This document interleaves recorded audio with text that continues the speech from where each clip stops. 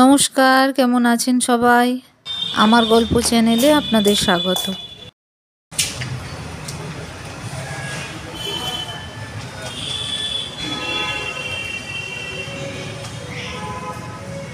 আজ অনেকটা বেলা করেই এলাম মায়ের সঙ্গে দেখা করতে।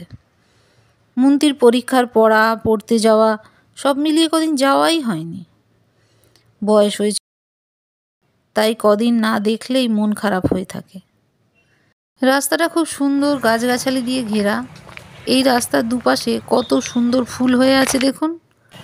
আমাদের বাড়ির টবে লাগালে এত সুন্দর ফুল হয় না।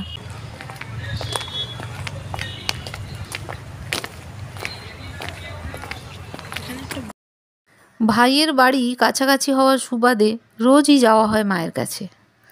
ওখানে গেলে আমাদের উপরি পাওনা ঋষি। যারা পুরনো ভিউয়ার্স আছেন তারা তো জানেন, কিন্তু নতুন ভিউয়ার্সদের জন্য বলছি, ঋষি হলো আমার ভাইপো। 1.5 বছর বয়স, হাঁটতে শিখে গেছে, আধো আধো কথা বলে।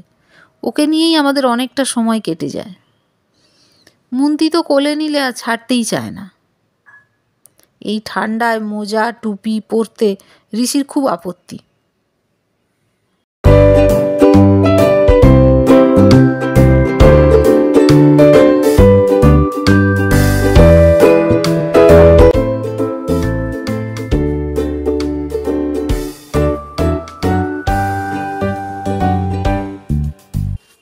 ও বাড়ি থেকে ফিরতে আমাদের অনেকটা দেরি হয়ে গেছিল, আর সকালের কাজও অনেকগুলো পড়েছিল।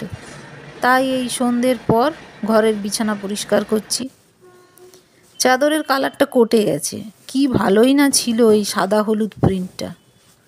সে যাই হোক, একটা পরিচ্ছন্ন চাদর পাতলেই হলো। খাট হলো এমন একটা ফার্নিচার, পরিষ্কার করা একটা চাদর টান টান করে পাতলে ঘরের লুকটাই বদলে যায়।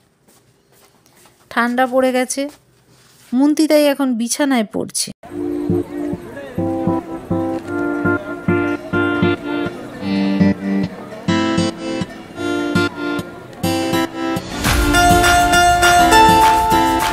বই খাতা মুন্তি নিজেই গোছায়, তবে কখনো কখনো টেবিলটা পরিষ্কার করে দিই, বই খাতা একটু সেলফে রেখে দিই।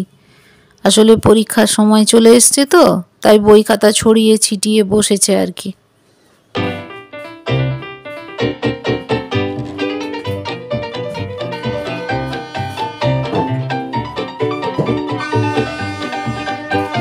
সকালের অনেকটা সময় বাইরে ছিলাম বলে সন্ধ্যের সময়টা বেশ বিজি কাটলো। অনেক কাজ জমা রয়ে গেছিল। আজ আমার গল্প এই পর্যন্তই। দেখা হবে পরবর্তী ব্লগে, অনেকটা ভালো থাকা আর ভালো রাখার আশায়। চ্যানেলটি সাবস্ক্রাইব করার অনুরোধ রইল। ধন্যবাদ।